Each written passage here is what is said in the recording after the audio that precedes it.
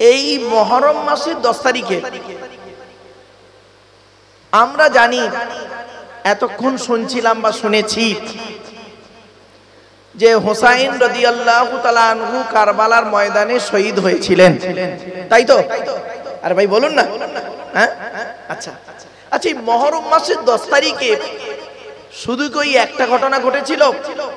না, শুনে নিন, পৃথিবীর শুরু থেকে শেষ পর্যন্ত ওই মুহররম মাসের 10 তারিখে আল্লাহ পাক 313টা ঘটনা ঘটিয়েছেন।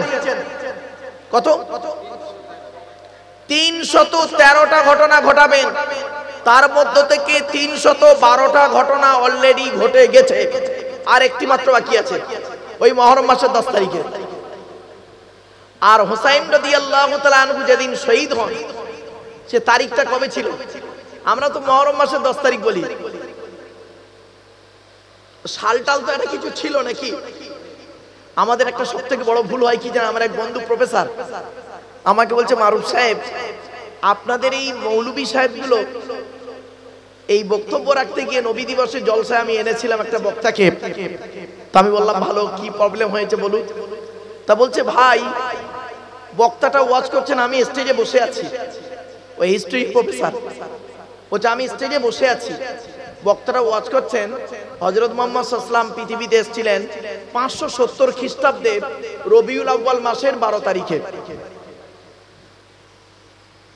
আপনারা কি বুঝলেন? আমি বলছি 570 খ্রিস্টাব্দে রবিউল আউয়াল মাসের 12 তারিখে। আপনারা কি বুঝলেন? এর মধ্যে কিছু কি ভুল টুল বুঝতে পেরেছেন? শুনে নিন, 570 খ্রিস্টাব্দ ইংরেজি সাল আর আরবি মাস। তো ইংরেজি সাল ছিল মানে ইংরেজি একটা মাস ছিল, ইংরেজি একটা তারিখও ছিল, ঠিক না বেঠিক? আরবি ছিল রবিউল আউয়াল মাসের 12 তারিখ। তো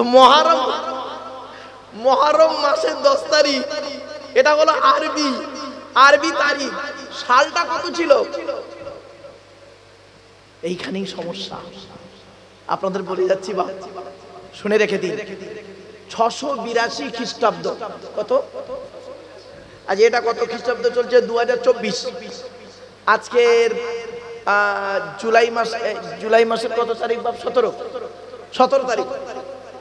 18 পড়ে গেছে 12টার পরে। যাই হোক, শুনে নিন তারিখটা, শুনে নিন। আজকে 682 খ্রিস্টাব্দে মার্চ মাসের 17 তারিখ, মনে থাকবে? মার্চ মাসে, জানুয়ারি ফেব্রুয়ারি মার্চ মাসের 17 তারিখ 682 খ্রিস্টাব্দে, বারটা ছিল শুক্রবার। ক্লিয়ার? আর আরবি মাস ছিল কি? মুহররম মাসের 10 তারিখ। কত হিজরি ছিল? 61 হিজরি। কত? 61 হিজরি। হুসাইন রাদিয়াল্লাহু তাআলা আনহুর জন্ম কত হিজরিতে? 4 হিজরিতে। কত? শাবান মাসের 4 হিজরিতে। আর ওনার শহীদ হলেন মুহররম মাসের 10 তারিখ 61 হিজরিতে। তাহলে 61 থেকে 4 বাদ দিলে, 61 থেকে 4 বাদ দিলে কত বছর হয়? 57 বছর বয়সে উনি শহীদ হয়েছিলেন। পেয়ে গেলাম। ঠিক প্রফেট মুহাম্মদ সাল্লাল্লাহু আলাইহি ওয়াসাল্লাম পৃথিবীতে জন্মগ্রহণ করেছিলেন 570 খ্রিস্টাব্দে। ইংরেজি কি মাস ছিল? 29 আগস্ট। 29 আগস্ট। আরবি মাস ছিল রবিউল আউয়াল মাস, 12 তারিখ, মতান্তরে 9 তারিখ। ক্লিয়ার? তখন হিজরি সাল হয়নি। আচ্ছা, হিজরিটা এলো কোত্থেকে? যেদিন হযরত মুহাম্মদ সাল্লাল্লাহু আলাইহি সাল্লাম মক্কা থেকে মদিনায় হিজরত করলেন, সেই দিন থেকে হিজরি সাল গণনা হলো। আমি কি বোঝাতে পারছি আপনাদের? এগুলো জেনে রাখুন। আপনারা বসেছেন কিছু জানার জন্য, ইসলাম ধর্মটা কি। আমি যদি আপনাদেরকে এখনই একটা কিস্সা কাহিনী ধরি, ঘটনা যদি ধরি, it is very simple matter, কিন্তু এই তথ্যভিত্তিক কথাগুলো আপনি হারিয়ে ফেলবেন। অনুরোধ করে বলে যাচ্ছি, বাপ এগুলো একটু শুনে যান, একটু বাড়ি থেকে একটু মূল্যায়ন করবেন। চলো এবারে আসছি মুহররম মাসের 10 তারিখে মোট ঘটনা ঘটেছিল 312টা। তো 312 নাম্বারটি হলো হুসাইন রাদিয়াল্লাহু তাআলা আনহু শহীদের ঘটনা, যেটা আপনারা এই কদিন ভোর শুনছেন আর আমার পূর্ববর্তী বক্তা পর্যন্ত শুনেছেন। ক্লিয়ার? তা আমি ওই চ্যাপ্টারটা বাদই দিচ্ছি, বাকি 311টা ঘটনা নিয়ে আলোচনা করি। অসুবিধা হবে? হ্যাঁ, বাস চলো। তো 1 নাম্বার থেকে শুরু করছি। 1 নাম্বার, আগে কোরআনে জানা হোক এই 12টা মাস যে আমরা বলি। আচ্ছা, ছোট্ট একটা প্রশ্ন করি, এখান থেকে শেখার জিনিস আছে। এবছর যে তারিখে ঈদ হয়, রোজার ঈদ অথবা বকরা ঈদ হয়, আগামী বছর দেখবেন 11 দিনের পার্থক্য হয়, ঠিক না বে ঠিক? আর ভাই বলুন না কেন? এবছরে যে তারিখে ঈদ হবে, আগামী বছর দেখবেন 11 দিন পরে ঈদ হবে। কেন এই কারবারটা কেন? এর মারাত্মক একটা জিনিস আছে, শেখার আছে এখানে। বাবা, অনুরোধ করে বলছি, বাপের একটু শিখে যান এই জিনিসটা, জীবনে আর ভুল হবে না আশা করি ইনশাআল্লাহ। 12 মাস আমাদের ইংরেজিতে বা বাংলাতে কত দিনে বছর? 365 দিনে বছর, তাই তো? কিন্তু চাঁদের হিসাবে 354 দিনে বছর। তাহলে 365 থেকে 354 বাদ দিলে কত থাকে? 11। ওই 11 দিন আগে আগে কিছু হয়। কেন হয়? কারণটা কি শুনে নিন। ইংরেজি মাস, বাংলাটা পরে যাচ্ছি, ইংরেজি মাস 28-এ যায় না? 28-এ ফেব্রুয়ারি 28-এ 4 বছর অন্তর লিপ ইয়ার হয়, 4 বছর অন্তর একবার 29-এ যায়, আর বাকি 28-এ যায়। ইংরেজি মাস 28, 29, 30, 31 এইভাবে যায়, ঠিক আছে? বাংলা মাস 29, 30, 31, আবার জ্যৈষ্ঠ মাস যায় 32-এ। কিছু বুঝতে পারছেন? আরবি মাস কিন্তু আলাদা, আরবি মাস যায় 29 আর 30। আরবিতে 28-এ মাস হয় না আর 31-এ মাস হয় না জীবনে, মনে রাখবেন জীবনে। আজকে একটা জিনিস শিখে যান, আরবি মাসের তারিখ হলো, চাঁদের মাস হচ্ছে 29 আর 30। আবার কি পরপর দুটো মাস 29-এ যাবে না, আর পরপর দুটো মাস 30-এ যাবে না। একটা 29, পরেরটা 30, তারপর একটা 29, তারপর একটা 30, তারপর একটা 29, তারপর একটা 30। পরপর দুটো 29 তারিখে যাবে না, পরপর দুটো 30 তারিখে যাবে না। এটা যেন মাথায় থাকে। ক্লিয়ার? এই জন্য 29 আর 30, একটা 29 একটা 30, পরেরটা একটা, যেটা এই মাসটা ধরুন 29-এ গেল, পরেরটা 30-এ যাবে, তারপর একটা 29, তারপর একটা 30, পরপর দুটো 29 নয়, পরপর দুটো 30 নয়। তাহলে এইভাবে হিসাব করে দেখবেন 354 দিনে বছর হয় আরবি মাসে। এবার কোরআনে কোথায় লেখা আছে? এখন এটা প্রশ্ন জানতে হবে আপনাদের। চলুন, এই যে 12টা মাস কোথায় লেখা আছে কোরআনে? কোরআনে আছে 10 নম্বর পারা, 11 নম্বর পৃষ্ঠা, 10 নম্বর লাইনে সূরা। তবে অন্তত এটা মনে রাখবেন, 10 পারা সূরা তাওবা 36 নম্বর আয়াত। আল্লাহ নিজেই বলছেন, আমি বলিনি বাপ। ইন্না ইদ্দাতাশ শুহুরি ইনদাল্লাহি 12 শাহরান ফি কিতাবিল্লাহ। আল্লাহ বলছেন, আমি আল্লাহ পৃথিবীর যেদিন তৈরি করেছিলাম সেই দিন থেকে 12 মাস তৈরি করে দিয়েছি। জোরে বলুন সুবহানাল্লাহ। কি বুঝলেন? January, February, March, April, May, June, July, August, September, October, November, December, এই যে 12 মাস খ্রিস্টাব্দ কবে হলো? যেদিন যিশু খ্রিস্ট, যাকে বলা হয় ঈসা নবী, কিন্তু আদৌ ঈসা নবী যিশু খ্রিস্ট নয়। মনে রাখবেন, এর অনেক বিতর্কিত আলোচনা আছে কোরআনে, এবং বিভিন্ন বাইবেল থেকে শুরু করে অনেক জায়গায় আলোচনা আছে। আমি ওইদিকে আলোচনায় যাচ্ছি না, জাস্ট আপনাদেরকে ইঙ্গিত দিচ্ছি, যেদিন ঈসা নবীর জন্ম হয় সেই দিন থেকে খ্রিস্টাব্দ শুরু হয়। ক্লিয়ার? সেদিন থেকে খ্রিস্টাব্দ কি চালু হয়। তো আজ থেকে 2024 বছর আগে, 2024 বছর আগে ডিসেম্বর মাসের 25 তারিখে ঈসা নবীর জন্ম হয়। ওই খ্রিস্টমাস যে বলে না, ঈসা নবীর জন্ম হয়। তার আগে কি ছিল? আরবি মাসটা শুনে নিন। আরবি মাসের, ইংরেজি মাসের প্রথম মাস January, February, March, April, May, June, July, August, September, October, November, December. Bangla মাসটা কি? বৈশাখ, জ্যৈষ্ঠ, আষাঢ়, শ্রাবণ, ভাদ্র, আশ্বিন, কার্তিক, অগ্রহায়ণ, পৌষ, মাঘ, ফাল্গুন, চৈত্র। ক্লিয়ার? এবার আরবি, আমাদের আলোচনা যেহেতু আরবি, আরবির মাসের প্রথম মাসটার নাম হচ্ছে কি? মুহররম। এই মাসটা হলো আরবি মাসের প্রথম মাস। জানুয়ারি যেমন প্রথম মাস, ইংরেজি মাসে, বাংলার বৈশাখ, আরবির মুহররম। মুহররম, সফর, রবিউল আউয়াল, রবিউল সানি, জমাদুল আউয়াল, জমাদুল সানি, রজব, শাবান, শয়বরাতের মাস যে শাবান, রমজান, রমজানের পরেই হলো শাওয়াল, জিলকদ, জিলহজ, যে মাসে হজ হয়, জিলহজ শেষ। কোরআনে আছে 4 মাস যুদ্ধ করা হারাম। ওই আয়াতের ভিতরে মিনহা আরবাতুন হুরুম, 4 মাস যুদ্ধ করা হারাম কোরআনে আছে। কোন কোন মাস শুনে নিন। জিলকদ, জিলহজ আর মুহররম, মানে এই মাসটায় যুদ্ধ করা হারাম ইসলামে আছে। এই মাস, এর আগের মাস যে মাসে হজ হয়, আর তার আগের মাস, এই পরপর 3টে মাস যুদ্ধ করা হারাম। আরেকটা মাস আছে ওই শবে বরাতের আগের মাসটা, রজব মাস। এই 4টে মাসে যুদ্ধ করা হলো হারাম। ক্লিয়ার? পৃথিবীর শুরু হয়েছিল যেদিন, পৃথিবীর শুরু হয়েছিল যেদিন, কোরআনে আছে। এই আয়াতটা কোথায় আছে বলে দিচ্ছি, রেফারেন্সটা কোথায় আছে। 8 নম্বর পারা 16 নম্বর পৃষ্ঠার 7 নম্বর লাইন, সূরার নাম সূরা আরাফ। আল্লাহ বলছেন, ইন্না রাব্বাকুমুল্লাহুল্লাযী খালাকাস সামাওয়াতি ওয়াল আরদা ফি 6 আইয়াম। আমি আল্লাহ আসমান, পৃথিবী, জমিনকে সৃষ্টি করেছি মাত্র 6 দিনে। জোরে বলুন সুবহানাল্লাহ। কোন দিনে শুরু হয়েছিল? রবিবার, সোমবার, মঙ্গলবার, বুধবার, বৃহস্পতিবার, শুক্রবার। এই 6 দিন।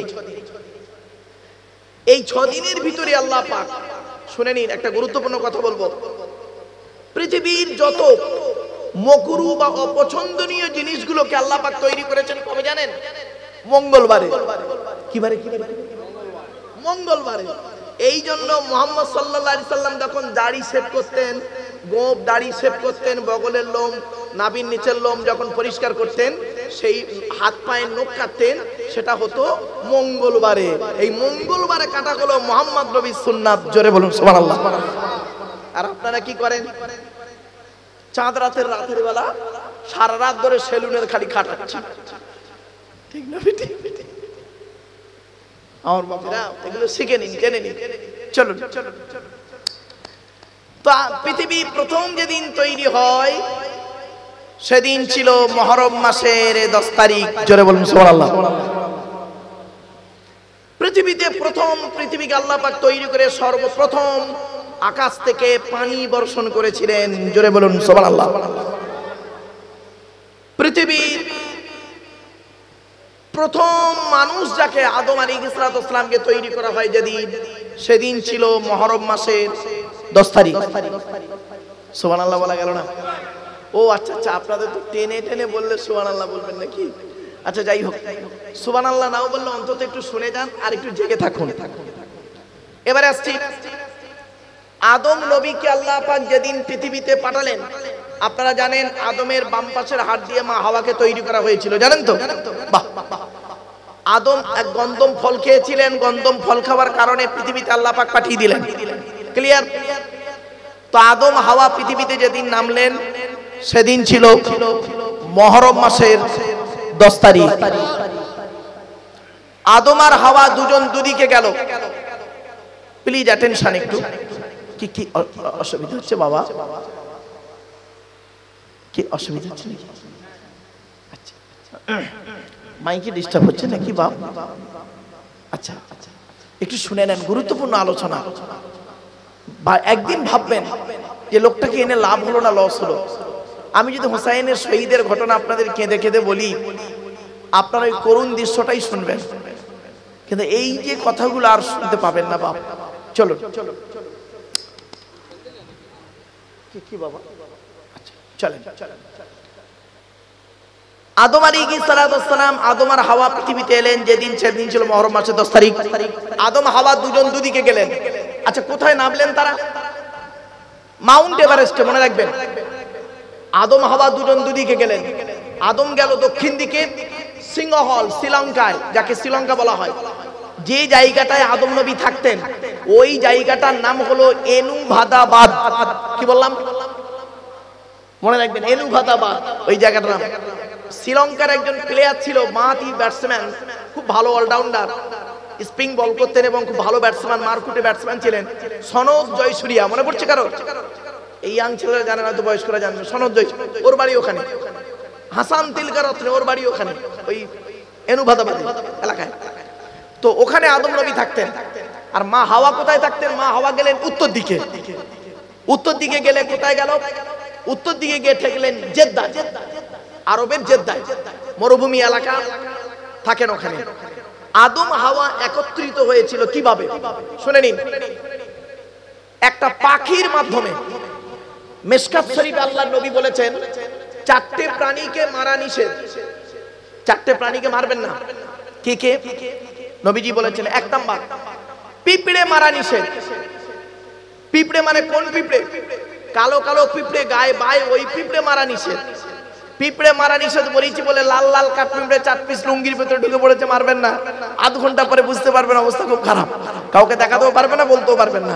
যাই হোক, তো লাল লাল কাঠ পিঁপড়ে ওটার কথা বলিনি, কালো কালো পিঁপড়ে। আপনার ওটাকে কি বলেন?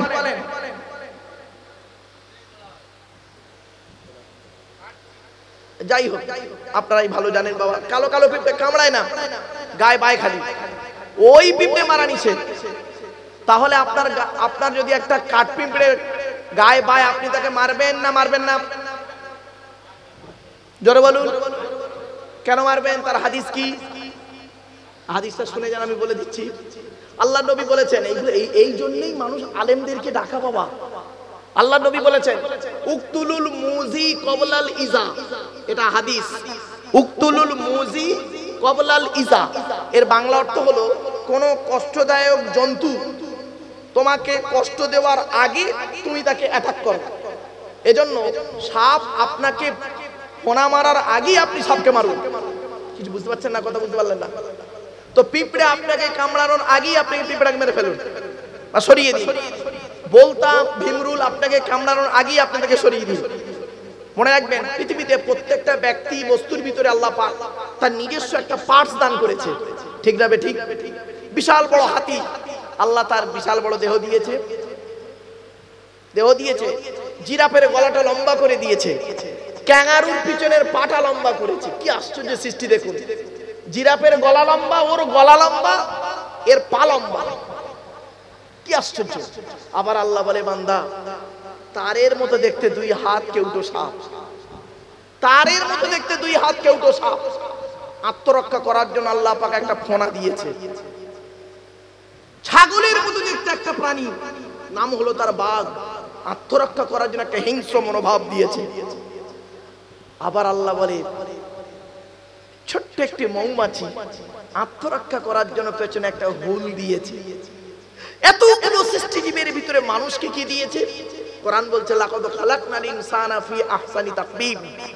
মানুষকে তার মায়ের পেটের ডাইসে সুন্দর করে তৈরি করেছে। মানুষকে কি দিয়েছে? মানুষকে আল্লাহ দিয়েছে একটা ছোট্ট চিপ। মোবাইলে ছেলেরা চিপ ব্যবহার করে না?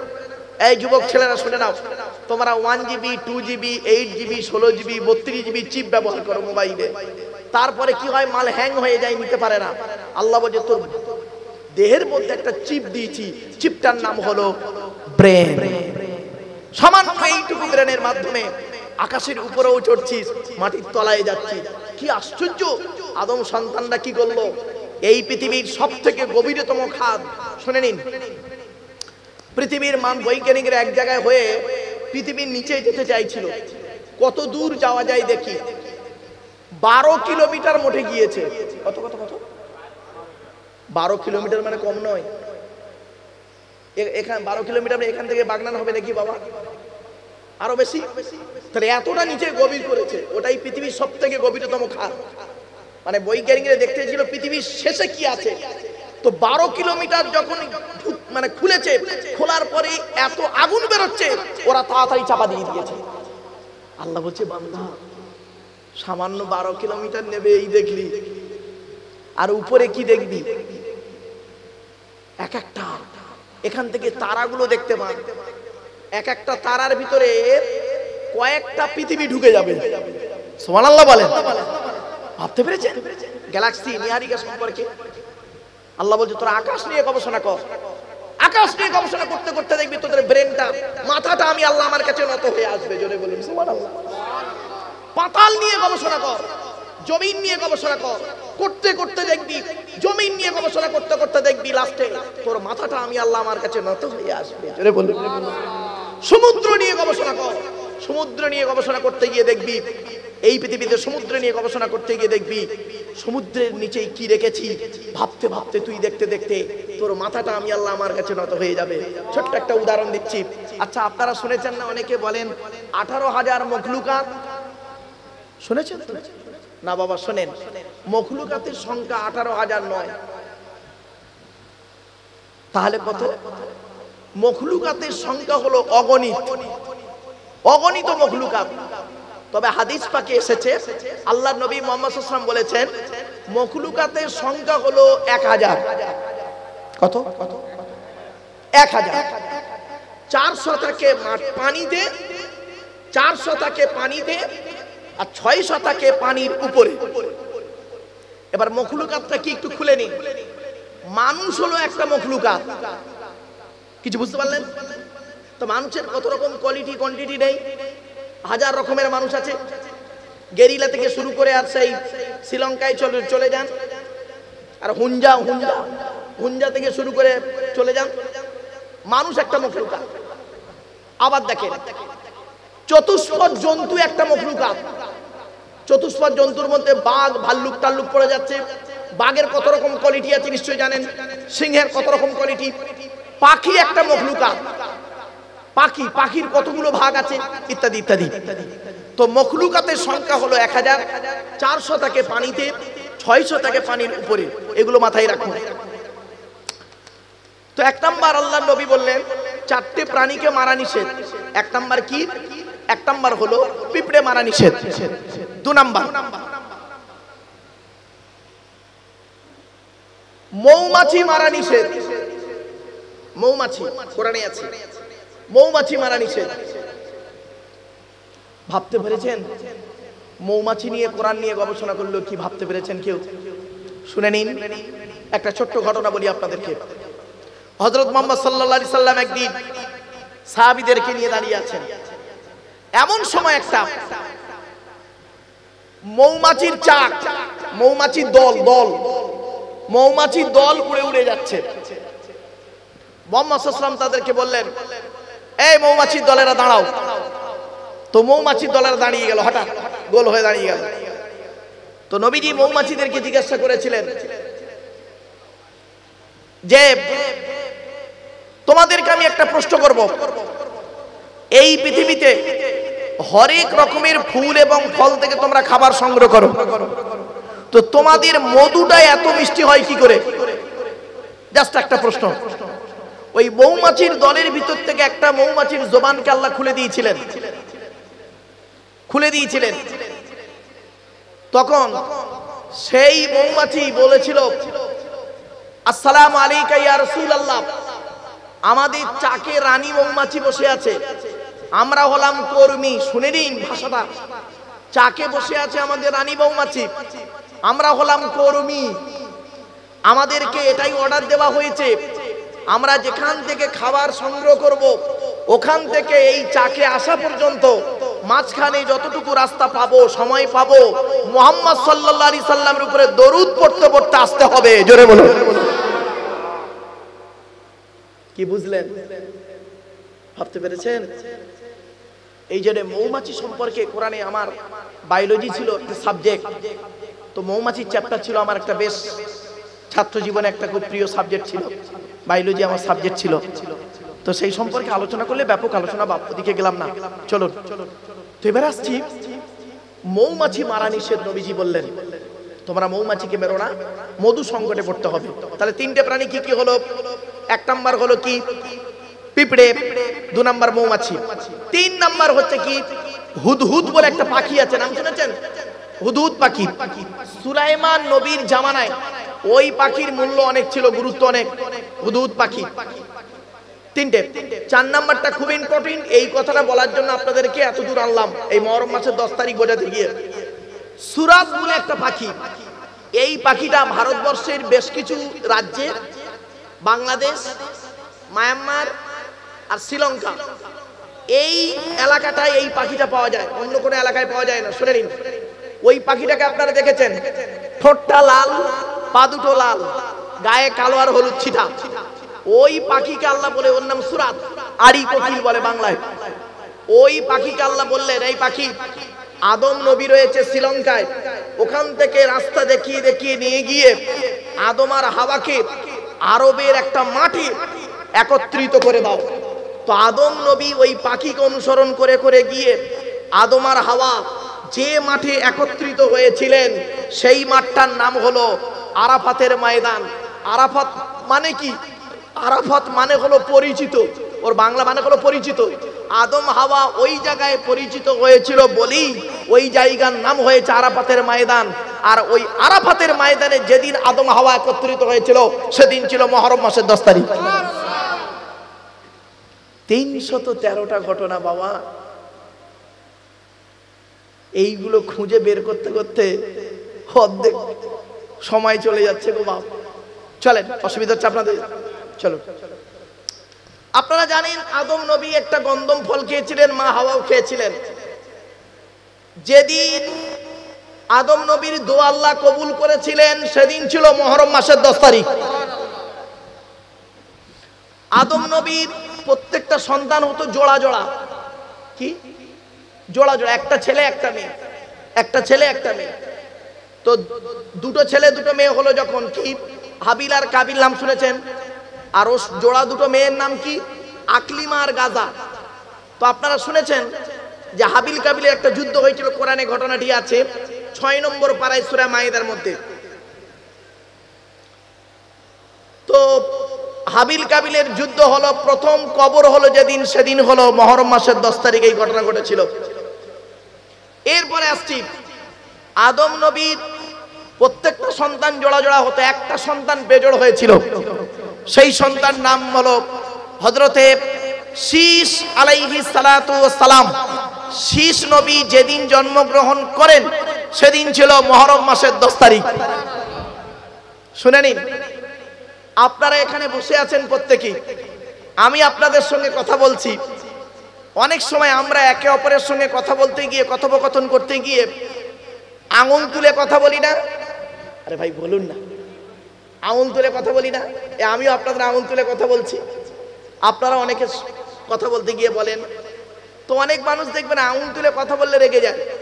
আমরা কি বলে, আঙুল নামা বলি না? বলবেন না, ওটা শুনে রেখে দিন। এই আঙুল, এই শাহাদাত আঙুল তুলে কথা বলা, চ্যালেঞ্জ নিয়ে কথা বলা একটা নবীর সুন্নাত। জানেন না তো? না, বলে দিচ্ছি বাবা, দাঁড়াও। অনেকগুলো প্রশ্নের উত্তর একজনই হবে, এই জন্য একটা একটা করে বলে দিচ্ছি। আঙুল তুলে কথা বলতেন একজন নবী। আর একটা কথা বলছি, ওই নবী করতেন কি, জিবরাইল ফেরেশতা যখন ওহী দিয়ে যেতেন, ওই নবী খালি ভুলে যেতেন, খালি ভুলে যেতেন। তখন আল্লাহ পাক বললেন জিবরাইলকে, জিবরাইল ওই নবীকে বলো লিখে রাখতে। পৃথিবীর সর্বপ্রথম লেখাপড়া করেছিলেন সেই নবী। উত্তর একটাই হবে।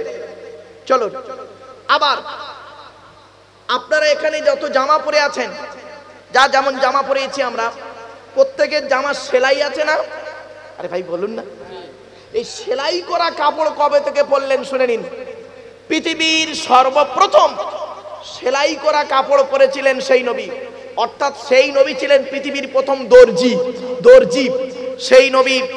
শুধু তাই নয়, সেই নবী তার উম্মতদের সঙ্গে যখন কথা বলতেন, চ্যালেঞ্জ নিয়ে কথা বললেন, রেফারেন্স ও চ্যালেঞ্জ নিয়ে কথা বলতেন, শাহাদাত আঙুল তুলে কথা বলতেন। সেই নবী প্রথম লেখাপড়া করেছিলেন। এই এতগুলো উত্তর হলো একজন ব্যক্তি, সেই নবীটার নাম হলো হযরতে ইদ্রিস আলাইহিস সালাতু ওয়াস সালাম। কোরআন পাকে আছে, ওয়াজকুরু ফিল কিতাবি ইদ্রিস ইন্নাহু কানা সিদ্দীকান নাবিয়্যা ওয়া রাফা'নাহু মাকানান আলিয়্যা, সূরা মারইয়ামের মধ্যে। তো ইদ্রিস নবী যেদিন জন্মগ্রহণ করেন সেদিন ছিল মুহররম মাসের 10 তারিখ। খালি একটাই ঘটনা আপনারা শুনে অনেক কথা, অনেক আলোচনা, একটা কথা নিয়ে আমরা একে অপরকে বিতর্ক শুরু করে দিই না বাবা। ইদ্রিস নবীকে আল্লাহ পাক যেদিন আসমানে তুলে নেন সেদিন ছিল মুহররম মাসের 10 তারিখ। শুনে রেখে দিন, হযরতে নূহ বলে একজন নবী ছিল, নাম শুনেছেন?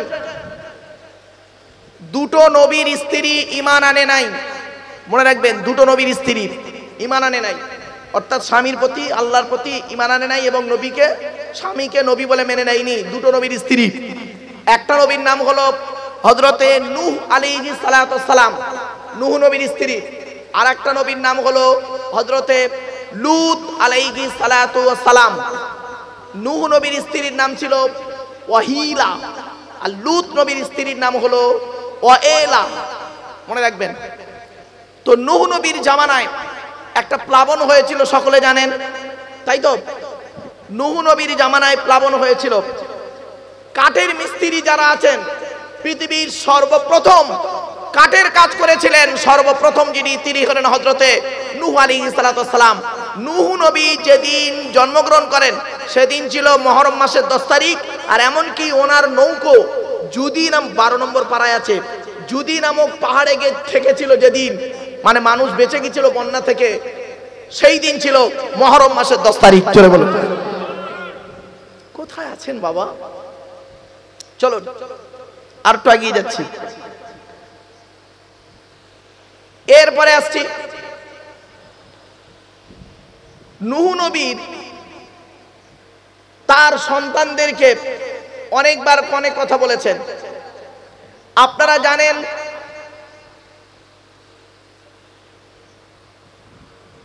হযরতে ইব্রাহিম বলে একজন নবী ছিল, নাম শুনেছেন? শুনেছেন তো? আচ্ছা, ইব্রাহিম নবী যেদিন জন্মগ্রহণ করেন, আচ্ছা ইব্রাহিম নবী কোথায় জন্মগ্রহণ করেছিল জানেন? জানেন না? মুহাম্মদ সাল্লাল্লাহু আলাইহি ওয়াসাল্লামকে নিয়েই তো আমরা এ হয়ে যাচ্ছে, অন্যান্য নবীদের জীবনীগুলো জানবেন না?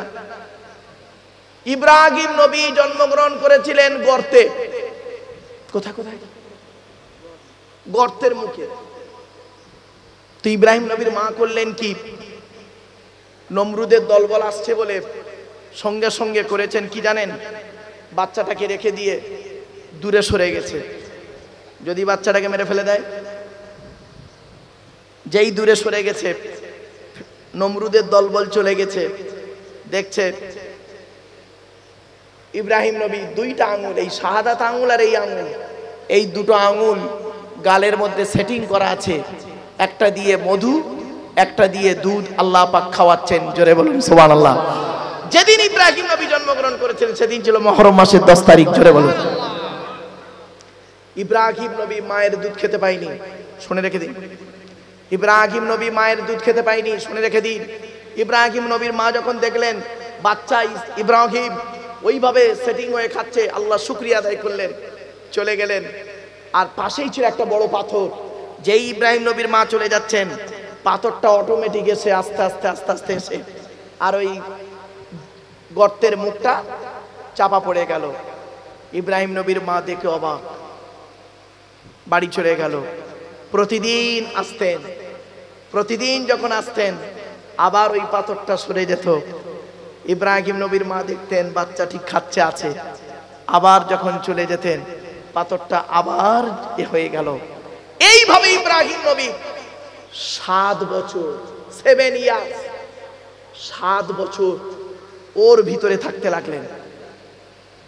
7 বছর পরে প্রথম প্রশ্ন করলো ইব্রাহিম নবীর মাকে প্রশ্ন করলো, মা তোমরা কার ইবাদত করো? ইব্রাহিম নবীর মা বললেন, কেন? আমরা নমরুদের ইবাদত করি। তোমাদের সৃষ্টিকর্তা কে? বলল নমরুদ। বলছে নমরুদের সৃষ্টিকর্তা কে? মা বলছে তা তো জানি না বাবা, আমি কালকে এসে বলবো। বাড়ি এসে স্বামীকে বলছে, ইব্রাহিম নবীর বাপকে, স্বামীকে বলছে বাচ্চা এই রকম প্রশ্ন করেছে। তখন ইব্রাহিম নবীর বাপ বললেন, এই সেই সন্তান যে সন্তানের স্বপ্ন নমরুদ দেখেছিল। কিছু বুঝতে পারলেন? তারপরে ইব্রাহিম নবী গুহা থেকে বেরোলেন। বাচ্চা ইব্রাহিম বাপের সঙ্গে চলতে লাগলেন।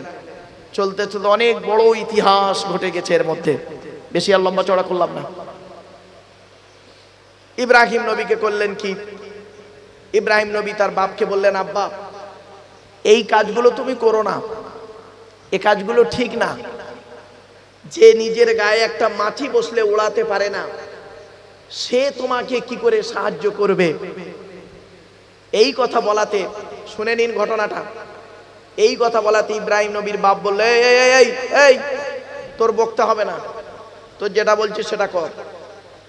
তো ইব্রাহিম নবী চুপচাপ। একদিন বলছে, ইয়া আবাতি লা তাবুদিশ শাইতান, আব্বা তুমি শয়তানের ইবাদত করো না। এই কথা বলতেই ইব্রাহিম নবীর বাপ বলল, ইব্রাহিম নবীকে বলছে, বেরো বেরো ঘর থেকে বেরো। ঘর থেকে যখন বের হয়ে যাচ্ছে, কাঁদতে কাঁদতে ইব্রাহিম নবী ঘর থেকে বেরিয়ে গেলেন। ঘর থেকে বেরিয়ে গিয়ে, শুনে রেখে দিন, ঘর থেকে বেরিয়ে গিয়ে যখন অনেকটা দূরে গেলেন, কৌশল করে আবার ফিরে এলেন।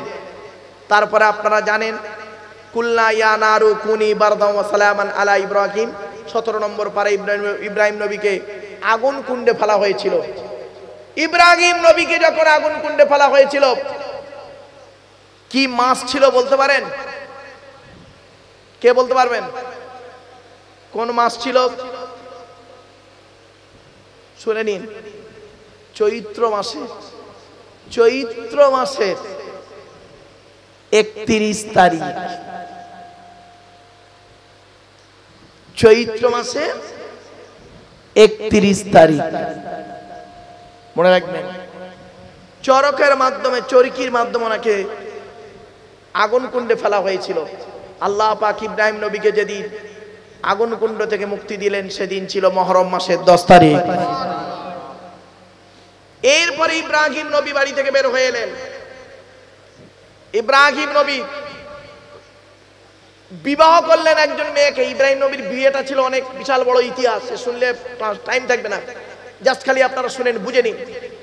ইব্রাহিম নবী যে মেয়েকে বিয়ে করলেন, মেয়েটির নাম ছিল সারা। কি বললাম? কি করে বিয়ে করলেন? সারা কোথাকার মেয়ে? সারা হলেন তৎকালীন যুগের একজন রাজার মেয়ে। রাজার মেয়ে বলল, রাজা বলল, আমার মেয়েকে এমন এক লোকের সঙ্গে বিবাহ দেব, আমার মেয়ে যার গলায় মালা দেবে সেই হবে আমার জামাই। তো এলাকার যত পয়সাওয়ালা রাজা বাদশা ছিল, সকলে লাইন দিয়েছে রাজার মেয়ের বিয়ে করবে। ইব্রাহিম নবী সামান্য পোশাক পরে আছে, যাচ্ছে, লোকেদেরকে জিজ্ঞাসা করছে, ভাই কোথায় যাচ্ছ? বলছে, এই তুমি জানো না, তুমি বেকার ছেলে, তুমি কি বুঝবে? বলছে, বলো না কি ব্যাপারটা। বলছে, অমুক রাজার মেয়ে, ওই সারার বাপ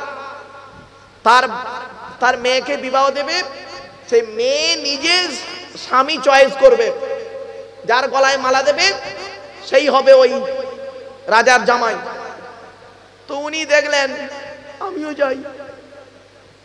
ইব্রাহিম নবীও গিয়েছেন। সব লাইন দিয়ে সব রাজার ছেলেরা, বড় লোকের ছেলেরা আছে। লাস্টে ইব্রাহিম নবী চুপচাপ মেরে বসে আছে।